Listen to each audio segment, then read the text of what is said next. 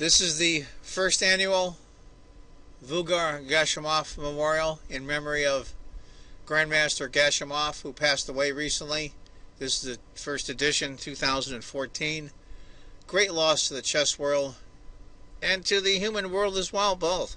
He was a really good guy and a great chess talent. He will be missed. It's funny, the good ones seem to go first. Oh well.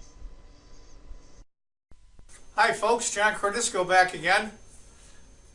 Backyard Professor thought I should do more live videos with me in the videos, so I'm going to try another one. This is from round 9 of the Gashimov Memorial, currently being played in Azerbaijan.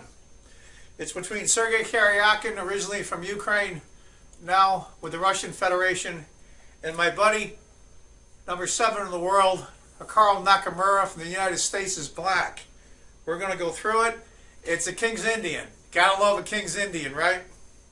I do want to say, though, on my channel, John Cordisco Chess, and I also have a channel, John Cordisco. John Cordisco Chess will have the longer video with the press conference between Karjakin and Nakamura at the end. So let's get to it. It's going to be a King's Indian. Knight f6, c4. Nakamura is black, Karjakin is white. g6. I'm going to go through the opening pretty quickly here because we have all seen the King's Indian a million times. Bishop g7, e4, d6, which characterizes it as the King's Indian. Knight f3, black castles,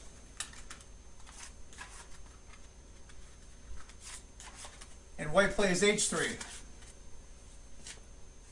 think he wants to stop that bishop from coming here, an annoying pin. And it also controls the g4 square. e5 for black, d5 for white. It's typical King's Indian. a5, trying to pick up some space, this space here. Bishop g5, and the Karl goes knight a6. Pretty typical. You're trying to get your knight into a good spot. Whoop, excuse me, a6. Trying to get your knight into the c5 square. That's a good spot there. That's why we moved a5. Control this space from the pawn push. Knight d2. And queen e8.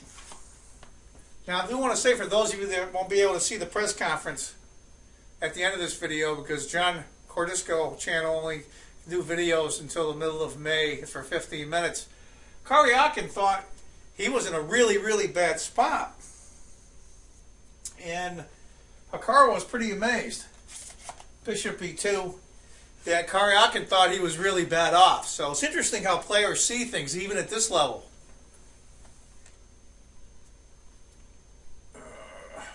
Knight to d7, a3. Black's a little cramped, but it's typical in the King's Indian. After a3, f6, kick the bishop, bishop h4,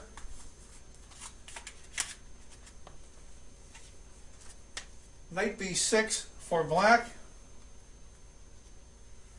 He's bringing the other knight around. Now, I'm not so sure about that. I'm not going to second guess the Karl. He's a world-class player, but I'm not so sure if the action is going to be over here. We're going to have to see. b3, bishop h6,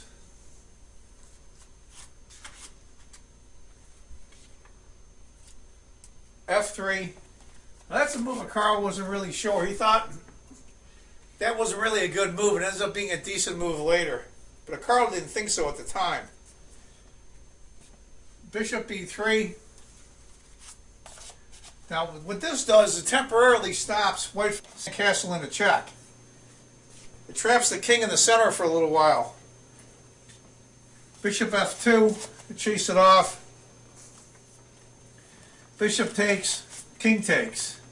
That was the whole idea, was to stop white from castling. And now Karl goes f5. It's just typical. f5 is the common move in the King's Indian. Rook to v1. Queen to d8.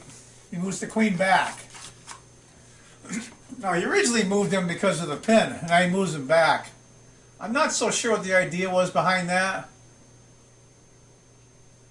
Maybe e7 instead.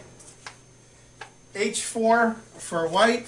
Now, this is a plan that Karl thought he was doing really well, and then when Karjakin started moving his h-pawn, he wants to go h5, he thought to himself, you know what? Maybe this position isn't as hot as I thought it was.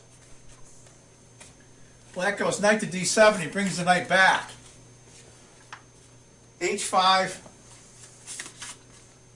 Now knight f6. H takes. H takes. Bishop d3. Now everybody thinks you're blocking in this bishop, but you really aren't. c6. Secures this square, which is important on the queen side here. I'm not so keen on this knight though. Queen e1. C takes d5. And knight takes d5. Knight takes. And then c takes.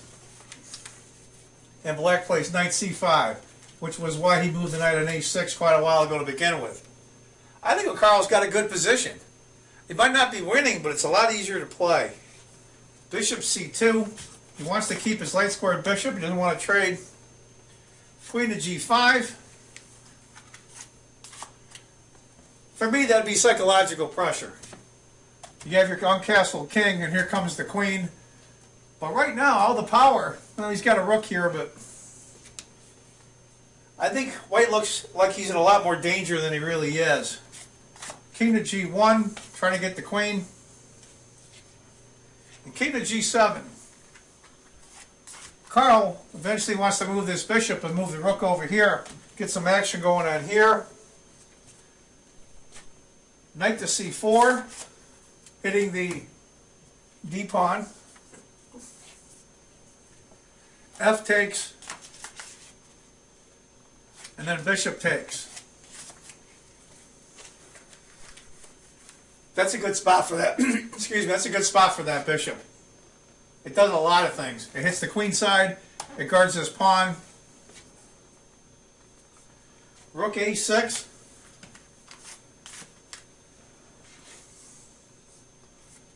Queen e3. White's offering the trade of queens. Queen takes. And knight takes. b5 for black. Bishop c2. He brings his bishop back. Rook a7. Now he moves the rook over here. To be honest with you, I really don't know why he did that. King f2. I went over the game a little bit, and I really couldn't figure out why he did that. Maybe he wants to bring the rook over, but he could have just moved the bishop. I really don't understand. I guess it's I'm not a strong enough player to understand. b4. Rook goes back to a1. Now rook to f4. That's a good spot for that rook. It's got a light squared bishop, can't chase it off. The knight can't really harass it. And he's going to bring his rook over. Maybe that's why he did that to begin with. Rook to a7. A takes b. And rook takes b. Interesting. He changed his tactics on me immediately. Looks like Karl wants to take over the queen side. Rook a3. Seconding a pawn again. Bishop d7. Let's just take a pause for a minute. I mean, I'm Karjakin, I'm white. What do I want to do here? This rook's kind of tied up. But I've got a bishop, I got a knight in the vicinity, and a rook here. But Karjakin goes rook, h to a1. Now, what would you really do here if you were black? Honestly. Karl went a4. And then white played b takes.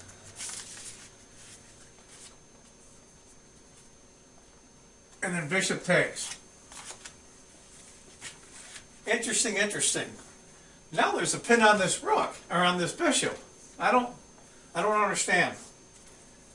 King to g3, he's bringing his king up. Well, there's no queens on the board, so we all know a king is a very powerful piece in the endgame. Rook to a6. Now you'll see in the press conference, this is the point where Karl, maybe 2 or 3 moves prior to this, realizes that he thought he had a really, really good position. Maybe not winning, but very good. And then he realized, uh-oh, my position isn't as great as I thought it was. So maybe he ought to play for a draw. And this is around now, I think he said he wasn't looking at all these long combinations because he was just playing for the draw now. Bishop takes a4. Rook on b takes. White plays rook takes. Black plays rook takes. And this is where they agree to a draw. It's pretty drawish now. I thought the position had a lot more potential. Anyway, folks, that's the game from round 9 from my buddy Karl Nakamura from the United States. So, Backyard Professor, you got your wish. You got me in a live video. I hope you guys enjoyed it. I want you to please subscribe if you can. I'd appreciate it. And please click the like button. That would be outstanding. Anyway, folks, I want you to remember, if you think chess is just a game, you're not playing it right. Take care, folks. Bye-bye. Come ride the little train that is rolling down the tracks to the junction. Forget about your cares, it is time to relax at the junction. Lots of curves, you bet, and even more when you get to the junction. Petticoat Junction. There's a little hotel called the Shady Rest at the junction. Petticoat Junction. It is run by Kate. Come and be her guest at the junction. Petticoat Junction. And that's Uncle Joe. He's a moving kind of slow at the junction. Petticoat Junction.